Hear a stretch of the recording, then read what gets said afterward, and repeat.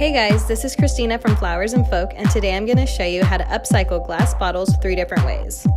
All 3 DIYs require you to cut your glass bottles, so I'll start by giving you a little crash course on how to do that. So there are a bunch of different ways to cut glass bottles, but I decided to go the easy route and just buy a bottle cutter. And I'll add the link below on the one I used if you want to check it out. So you're going to want to start by lining up your bottle cutter where you want your cut line. Tighten the screws on both sides, making sure that they're both pretty even.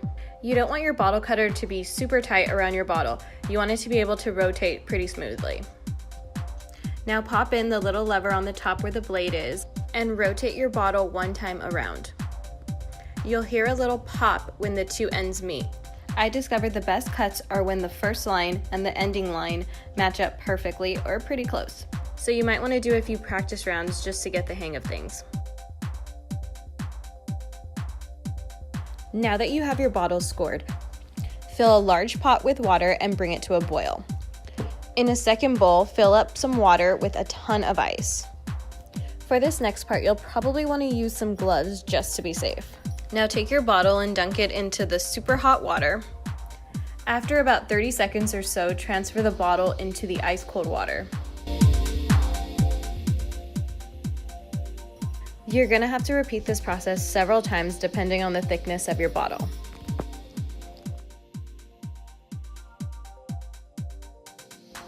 We had to do it at least 5 times back and forth till it finally broke.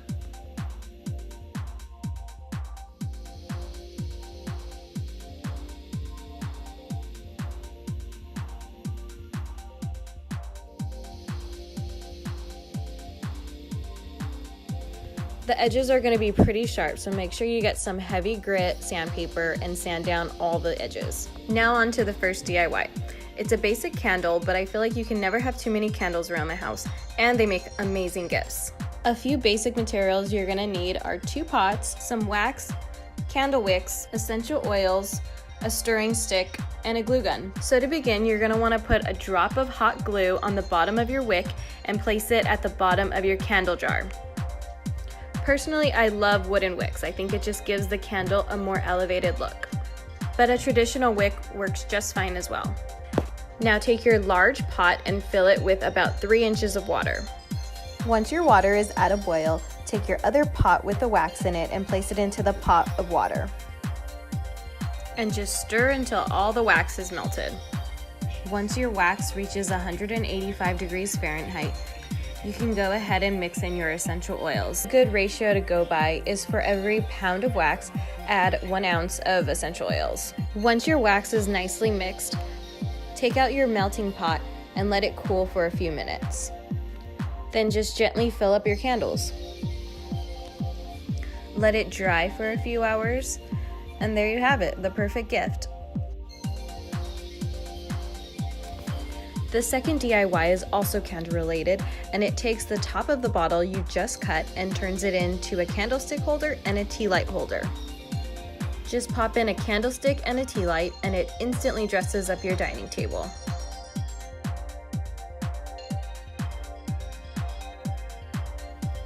The last DIY is probably my fave. It's a self-watering herb garden, and it includes both parts of the bottles, which means 0 waste. You can even use a plastic bottle for this one. Start by taking a few strands of thick string and tying them in a knot. This string is actually a clothesline I found at Walmart, and it's very similar to a macrame cord.